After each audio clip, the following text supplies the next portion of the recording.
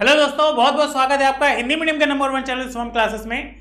जैसा कि आप कह रहे थे कि सर क्यों आप इलेक्ट्रोकेमिस्ट्री स्टार्ट नहीं किए, तो बिल्कुल बच्चा, आपके कहे अनुसार आज हम लोग इलेक्ट्रोकेमिस्ट्री लेके आए हैं, जिसको हिंदी में कहा जाता है विद्युत रसायन। पी ब्लॉक से बहुत सारा कमेंट्स आया कि सर या तो पीडीएफ का एरर था सर, या कुछ सर समझा नहीं पाए, ऐसा भी कुछ बच्चों का कमेंट था। एक दो बच्चे ऐसा भी कहे कि सर हमें केमिस्ट्री बिल्कुल नहीं आती। अब क्यों नहीं आती वो मुझे बताइए, हम आपके सभी डाउट्स को सॉल्व करेंगे। अगर हम आपको केमिस्ट्री नहीं समझा पाते तो वो भी बताइए कि हमको सुनील सर से केमिस्ट्री नहीं समझ में आती, तो उसका भी समाधान है मेरे पास, ठीक है। और अगर आपको ऐसा कोई दिक्कत नहीं है तो प्लीज मेरे वीडियो को जरूर लाइक्स करिएगा। आज आपके कहे अनुसार हम लेके आए हैं क्या, विद्युत रसायन। जैसे कि बात करें विद्युत रसायन में, तो कुछ बच्चों का कहना था सर आप बिल्कुल लिख के पढ़ाइएगा। तो बच्चों, हम आपसे वादा करते हैं कि हम आपको लिखकर भी पढ़ाएंगे और पीडीएफ से भी पढ़ाएंगे।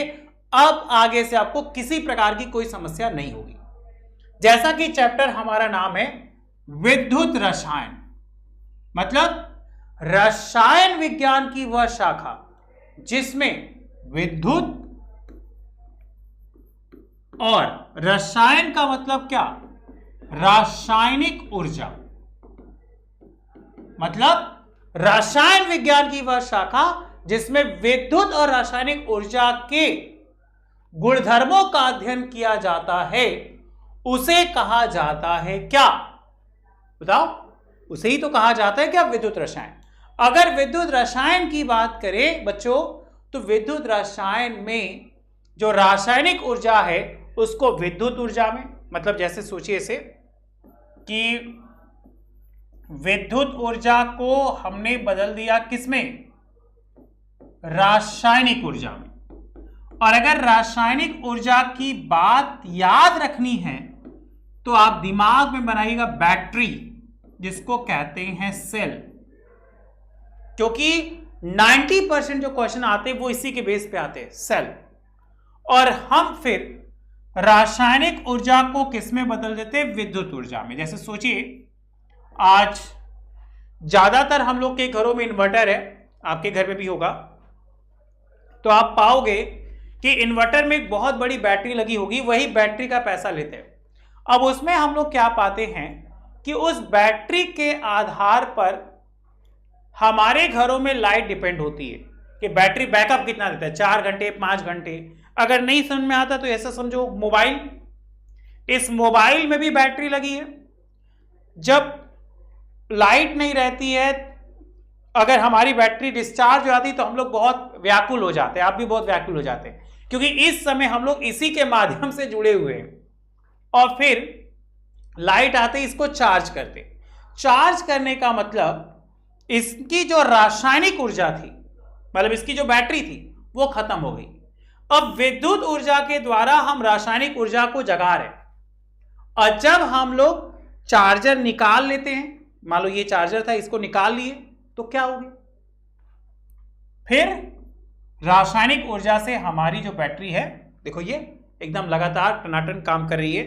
अगर आपको डाउट होगा तो प्लीज मुझे कमेंट करिएगा, हम ऑनलाइन हैं, आपके सभी डाउट्स को हम मैसेज करेंगे, आपके किसी भी डाउट्स को हम नहीं होने देंगे। ओके, तो उम्मीद करते ये चीज समझ में आई होगी कि रसायन विज्ञान की वह शाखा जिसमें विद्युत ऊर्जा और रासायनिक ऊर्जा में क्या किया जाता है, अध्ययन का पता लगाया जाता है, उसे ही कहते हैं विद्युत रसायन।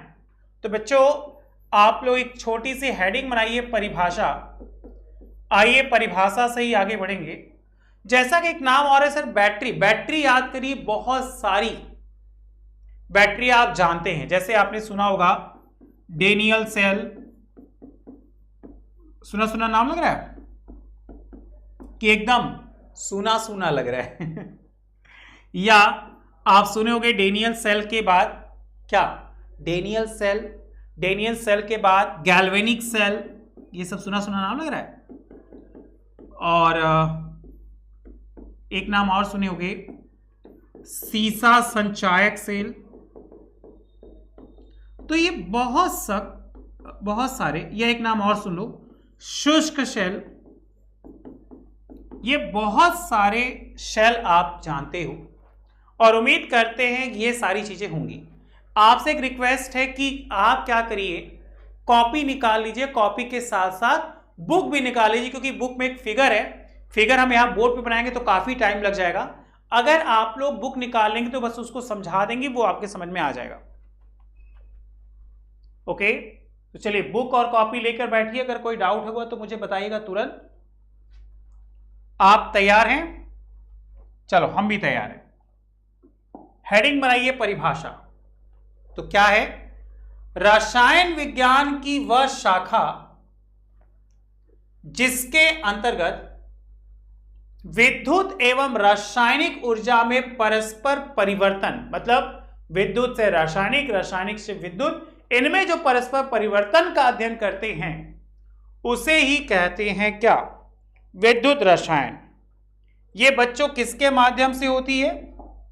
ये माध्यम होता है विद्युत रासायनिक सेल, जिसको बैटरी कहते हैं। लिखिए,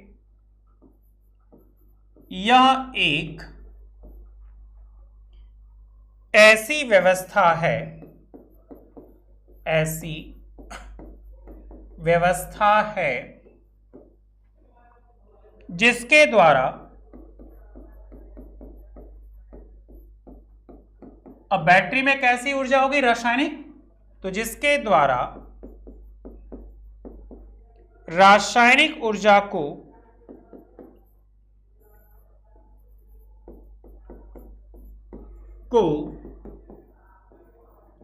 विद्युत ऊर्जा में परिवर्तित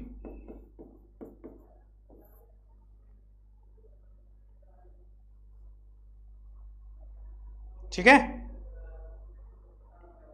परिवर्तित किया जाता है।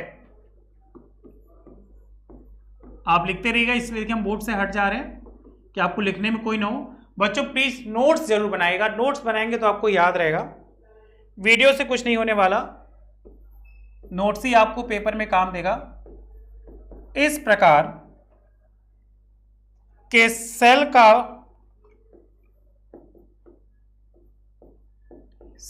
का क्या?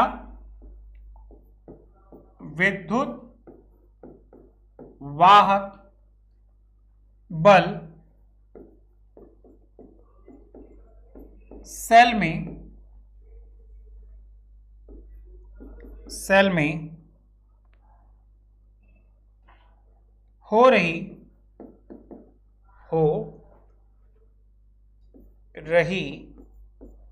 कौन सी ऊर्जा? रासायनिक। अपने आप तो होगी नहीं, अभिक्रिया में होगी। तो रासायनिक अभिक्रियाओं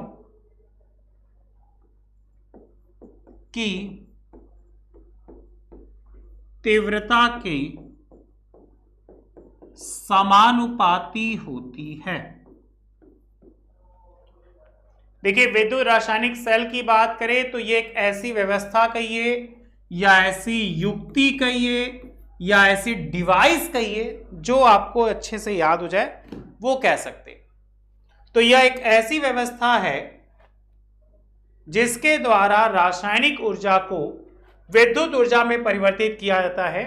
इस प्रकार के सेल का विद्युत वाहक बल, इसको याद रखिएगा, ये बार बार नाम आएगा इस चैप्टर में, क्योंकि यही तो आन बान और शान इस चैप्टर की। ठीक है, तो वो ज्यादा होता है इसमें, क्या? विद्युत वाहक बल। इस प्रकार के सेल का विद्युत वाहक सेल में हो रही रासायनिक अभिक्रिया की तीव्रता के समानुपाती होता है। क्वेश्चन बनेगा, समानुपाती होगा या विक्रमानुपाती होगा या दोनों होगा? कोई नहीं। और मेरे बच्चे जानते हैं कि समानुपाती होगा। कभी कभी समानुपाती का घर वाला नाम पूछ लेता है, क्या? अनुक्रमानुपाती। इसको कहते हैं प्रोपोर्शनल। अगर समझा जाए क्या है? विद्युत वाहक सेल में हो रही रासायनिक अभिक्रिया की तीव्रता के समानुपाती होता है।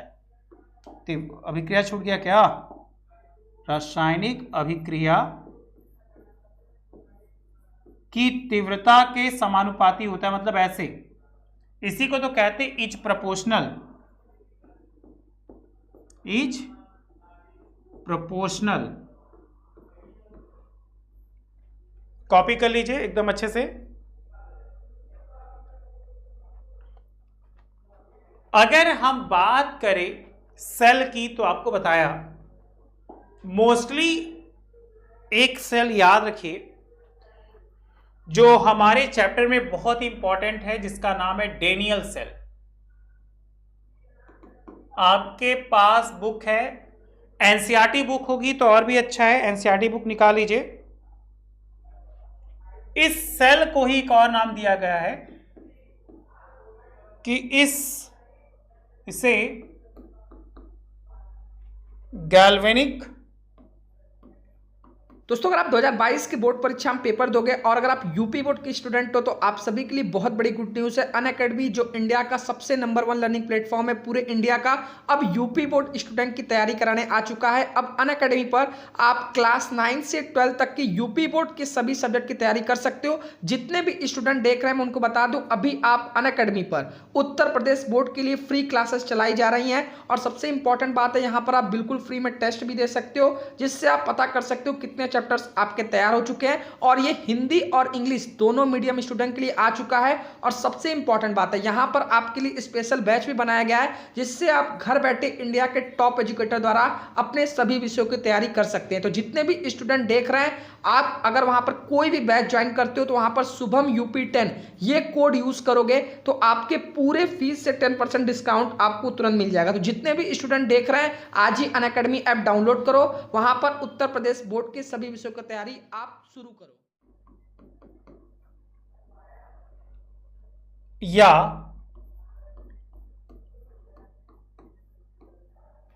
क्या है भाई, वोल्टेइक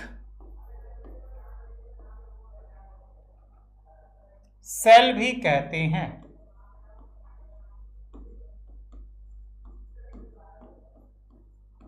इन दोनों में से कोई भी नाम कह सकते हैं। देखिए, जो आपको कह रहे बेटा कॉपी निकाल लीजिए, बुक निकाल लीजिए, बुक में इसकी संरचना होगी, संरचना को ध्यान दीजिए। हेडिंग बनाइए आप, संरचना। आप सभी के पास किताब है, किताब निकाल लीजिए बच्चा, हेडिंग बनाना है संरचना। किताब में देखिए संरचना कैसी है, क्योंकि किताब वाला ही ज्यादा मायने है। देखिएगा, दो उसमें साइड में इलेक्ट्रोड होंगे, उन इलेक्ट्रोडों को अगर ऑब्जर्व किया जाए तो आप पाओगे। अगर कोई डाउट होगा तो बताइएगा, हम बिल्कुल ऑनलाइन है, हम आपके डाउट्स को जरूर मैसेज करेंगे, क्लियर करेंगे। संरचना के लिए देखिए हमने बना के रखा है, आप लोग भी क्या करिए, कॉपी निकाल लीजिए, बुक निकाल लीजिए, उसमें देखिए बना होगा। इसको थोड़ा सा बड़ा कर ले रहे हैं कि समझ में आए आपको।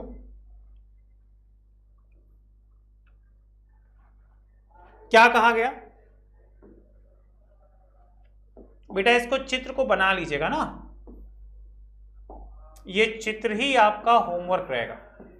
अब कहोगे सर आप पहले ही होमवर्क दे दिए, तो क्या करें, मेरे बच्चे इतने प्यारे प्यारे कि होमवर्क हमेशा करते हैं। इस बात की हमें बहुत खुशी होती है क्या कि डेनियल सेल की संरचना को निम्न चित्र के द्वारा दिखाया गया। चित्र को देखिए, हम क्या कर लिए, दो बीकर ले लिए, एक ये एक ये, बीच में एक लवण सेतु बना लिए। अगर आपके पास किताब होगी तो किताब में जरूर दिया होगा। यहां से हम करेंगे धारा का प्रवाह।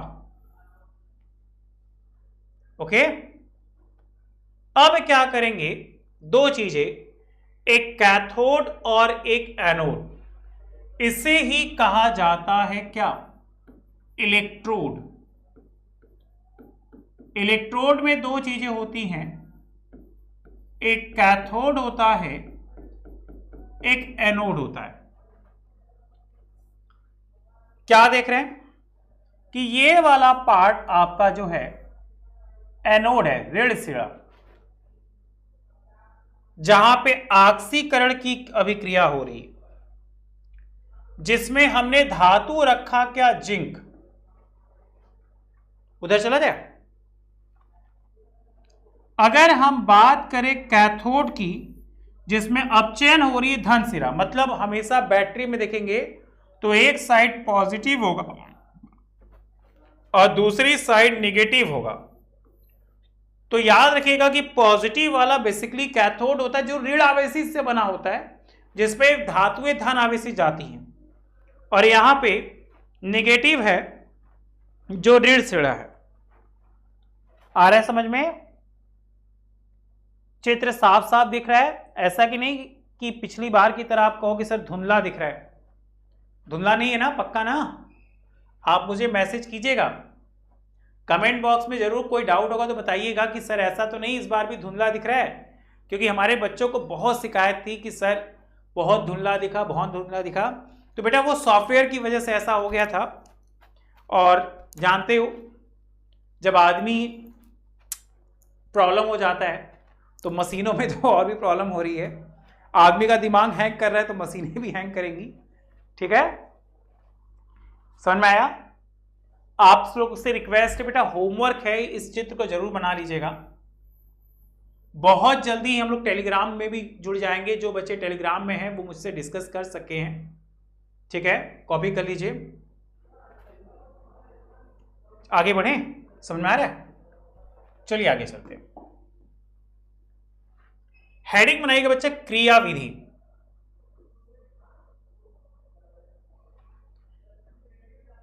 अगर क्रिया विधि की ओर देखें तो हमने क्या पाया कि एनोड पे ऑक्सीकरण की क्रिया हो रही थी।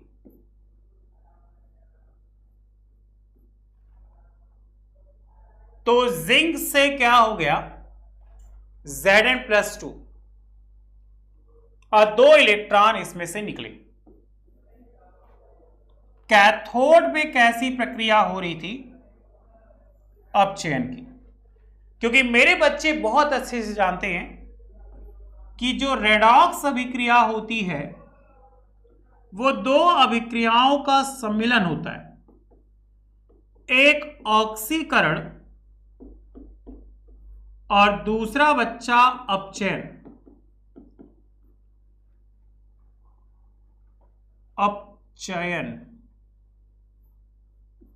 अगर ऑक्सीकरण की बात करेंगे तो बढ़ेगा, मतलब आप देखिए Zn से Zn+2 हो गया, और अगर अपचयन की बात करेंगे तो याद रखिएगा घटेगा। ऑब्जर्व करिए, Cu+2 से Cu हो गया। अभिकारक और उत्पादों में क्या होती है? बढ़ोतरी और घटोतरी होती है। तो इसके अनुसार हम लोग देख सकते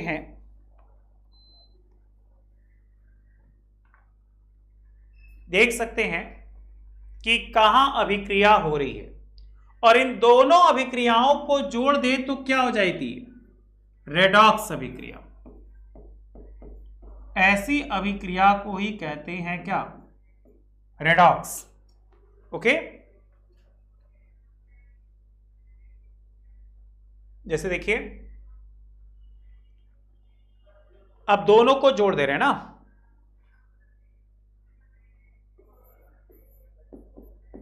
इन दोनों को जोड़ दीजिए यहां पे। तो Zn था, Zn आ गया, Cu+2 था, Cu+2 आ गया, Zn+2 था, Zn+2 आ गया, Cu था, ये Cu आ गया। अगर इसी में आपको समझा दे तो आप फिर समझ सकते हैं कि Zn और Cu2+ है, Zn+2 और Cu+2 है ना। देखिए ऐसे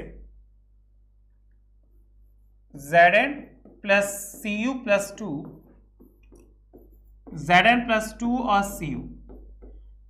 आपको रेडॉक्स अभिक्रिया अच्छे से पता है, इधर Zn इधर Zn+2, इधर Zn से 2 बढ़ा तो यहां क्या हो गया? ऑक्सीकरण। ये 2 था, 2 से 1 हो गया तो यहां क्या हो गया? अपचयन। अब यही अभिक्रिया किस पे हो रही है? कैथोड। देखिए नहीं, एनोड कैथोड। चलिए एक छोटा सा नोट बनाइए। आइए नोट में देखा जाए क्या लिखना है। अभिक्रिया आप कॉपी कर लीजिएगा। यहां Zn से Zn+2 हुआ है, यहां Cu+2 से Cu हो गया, तो यहां पे ऑक्सीकरण हुआ है और यहां पे अपचयन हुआ है। Cu+2 अपचयन हो रहा है, ये किस पे गया? कैथोड पे, और ये क्या गया? एनोड पे, क्योंकि इलेक्ट्रोड मतलब दो छड़ें होती हैं, एक प्लस की एक माइनस की। अगर आपको समझ में आया होगा तो आप यस सर, क्लियर सर कहिएगा। मुझे पता है कि हमारे बच्चे जरूर कहेंगे, इस बात को हम भी बिल्कुल तैयार है, आपको किसी प्रकार की कोई भी डाउट्स नहीं होने देंगे। इसके बाद हेडिंग बनाएगा नोट्स। देखिए नोट्स क्या कह रहा है। लवण सेतु क्या KCl, KNO3 और NH4Cl, क्योंकि हम लोग का पेपर है MCQ, और MCQ में ऐसे ही क्वेश्चन फंसाने के लिए पूछेगा। क्वेश्चन बनेगा कैथोड पर कैसी अभिक्रिया होगी, एनोड पर कैसी अभिक्रिया होगी, या कैथोड के फॉर्म पे क्या जाएगा, एनोड पे क्या होगा, कैथोड की प्लेट किस चीज से बनी होगी, एनोड की प्लेट किस चीज से बनी होगी। जो पूछे उसका आंसर दे दो। तो एनोड पे ऑक्सीकरण हो गया, Zn था, कैथोड पे अपचयन हो गया, कॉपर था, हम लोग को भी याद हो गया। उसके बाद पूछा लवण सेतु किस किस यौगिकों से मिलकर बना, तो पोटेशियम सल्फेट, पोटेशियम नाइट्रेट और अमोनियम क्लोराइड, इसी को कहते हैं नौसादर। अब बच्चों इसे कहते हैं सोरा, चिली सॉल्ट पीटर का बड़ा भाई, इंडियन सॉल्ट पीटर, जो सेल की उदासीनता को बनाए रखता है, जिसमें आयनों का पारगमन होता रहता है, मतलब एक से दूसरे में, दूसरे से पहले में, मतलब आयन एक दूसरे के साथ विपरीत क्रियाशील करते हैं। दूसरा डेनियल सेल, डेनियल सेल में धारा की दिशा याद रखिएगा, क्वेश्चन बनेगा कि डेनियल सेल में धारा की दिशा कहां होगी, तो याद रखिएगा कॉपर से जिंक। कभी भी जिंक से कॉपर मत करिएगा वरना गड़बड़ा जाएगा मैटर। हमेशा क्या, कॉपर से जिंक। क्यों? क्योंकि यहां इलेक्ट्रॉन की दिशा जिंक से कॉपर की ओर होती है। नोट्स कॉपी करिए बेटा, नोट्स कॉपी करिए। अगर आप लोग नोट्स कॉपी करते रहेंगे तो आप लोग के दिमाग में बैठता रहेगा और अच्छे से आता रहेगा, ठीक है। और अगर आप कॉपी नहीं करेंगे तो सोच लीजिए बहुत गड़बड़ होने वाला है। Okay, clear? चलिए अच्छी बात है, यहां तक समझ में आ रहा है मेरे बच्चों को। आगे चला जाए थोड़ा सा, एक स्टेप और। चित्र बना लीजिएगा, डेनियल सेल संरचना आ गई, नोट समझ में आ गया, लवण सेतु क्या है वो आ गया, बहुत अच्छे। आइए आगे बढ़ते हैं। सांद्रता सेल, देखिए आपकी किताब में बना होगा, जिन जिन लोगों के पास किताब है सबको अपनी किताब को खोल लीजिए, क्योंकि अभी हम आपके पास अवेलेबल नहीं है, इसका मतलब आपका हेल्प आपकी किताब और यहां से हम। तो क्या है सांद्रता सेल? एक ऐसी युक्ति है जिसमें एक ही पात्र में भिन्न भिन्न अपघट्यों को सरंध्र दीवार से पृथक कर सकते हैं। देखिए जैसे उसमें डेनियल सेल में हमने क्या किया था कि दो बीकर लिए थे, दो बीकर के बीच में एक लवण सेतु रखा था। यहां ऐसा कोई नहीं, यहां एक ही बीकर में आप दोनों रख सकते हैं। जैसे देखिए ये बीकर है पूरा, ये तुम्हारा इसमें जिंक सल्फेट का अपघट्य है,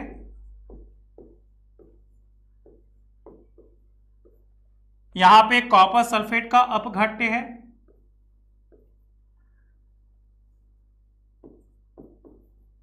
ये तुम्हारी कैथोड की प्लेट है, ये तुम्हारी एनोड की प्लेट है। बच्चों प्लीज याद रखिएगा कि ये जो कॉपर है वो शुद्ध तांबा होगा, और शुद्ध तांबा तुम्हारा हमेशा कैथोड की प्लेट बनाएगा। बीच में ये दीवार है जो दोनों सरंध्रों को अलग करेगा, इस दीवार को ही कहते हैं सरंध्र दीवार। ठीक है, कॉपर पे पॉजिटिव और जिंक पे निगेटिव, इसीलिए इसको एनोड की प्लेट कहा, इसको कैथोड की। बच्चों प्लीज कॉपी कर लीजिए फास्ट फास्ट, जितनी जल्दी आप कॉपी करेंगे उतनी जल्दी क्लियर होगा, उतनी जल्दी हम लोग आगे चलेंगे। ठीक है, क्लियर, आगे बढ़ा जाए, फास्ट फास्ट फास्ट फास्ट एकदम। गैल्वेनिक सेल का निरूपण, पता नहीं क्यों मुझे ऐसा लग रहा है कि ये हमारे एमसीक्यू में 100% आएगा कि गैल्वेनिक सेल का निरूपण बताइए। तो याद रखिएगा कि बेसिकली अगर हम एनोड और कैथोड की बात करें तो क्या हो गया, एनोड कैथोड में लवण सेतु या सरंध्र दीवार होगी, एनोड कैथोड में यो सीधे संपर्क में आएगा। देखिए इसीलिए बोले कि दोनों को आप बना लीजिए तब समझ में आएगा। डैनियल सेल को निम्न अभिक्रिया द्वारा निरूपित कर सकते हैं, जैसे Zn/Zn+,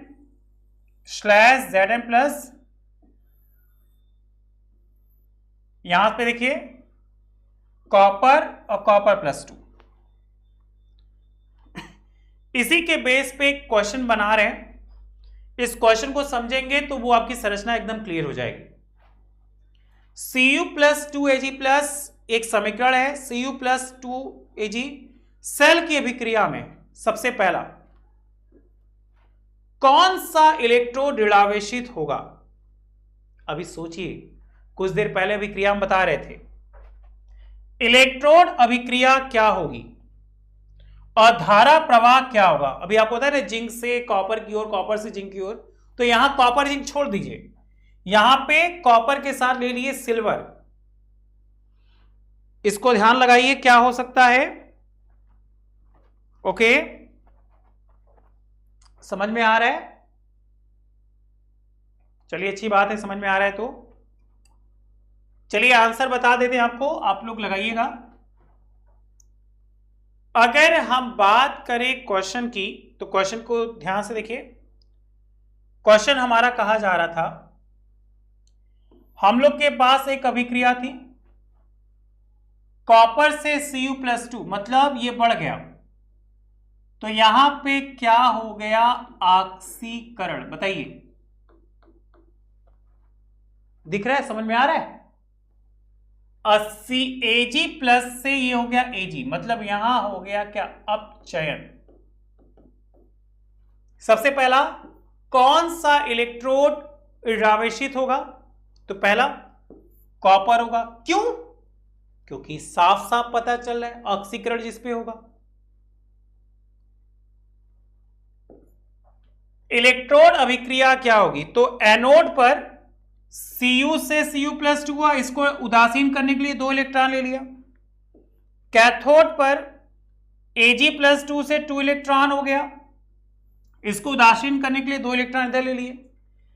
तीसरा क्वेश्चन कह रहा है धारा प्रवाह क्या होगी, मतलब किधर से किधर की ओर होगी। क्या होगी का मतलब किधर से किधर। तो आप इस अभिक्रिया को पिछली अभिक्रिया से तुलना करेंगे तो बिल्कुल समझ में आ जाएगा बच्चा। देखिए कि धारा की जो दिशा हो जाएगी वो Ag से कॉपर की ओर होगी। इसको कॉपी कर लीजिए, जितनी जल्दी कॉपी करेंगे उतनी जल्दी क्लियर होगा। और ये छोटे छोटे क्वेश्चन हैं जो आपको एग्जाम में बहुत ज्यादा हेल्प करने वाले हैं, ठीक है, जो डेफिनेटली आप लोग के एग्जाम में आएंगे ही आएंगे। समझ में आ रहा है। तो 3 क्वेश्चन, तीनों आंसर मेरे बच्चे एकदम फुल टू तैयार अपनी तैयारी के साथ। अगर आपको वीडियो अच्छा लगे तो प्लीज लाइक करिएगा जरूर, ठीक है। किसी प्रकार का डाउट होगा तो बताइएगा कमेंट बॉक्स में। आइए हम लोग और आगे चलते हैं। नेक्स्ट और very most important heading, electrode विभव। नाम तो सुना ही होगा, आप लोग की किताब में एक पूरा चार्ट दिया होगा इलेक्ट्रोड विभव का।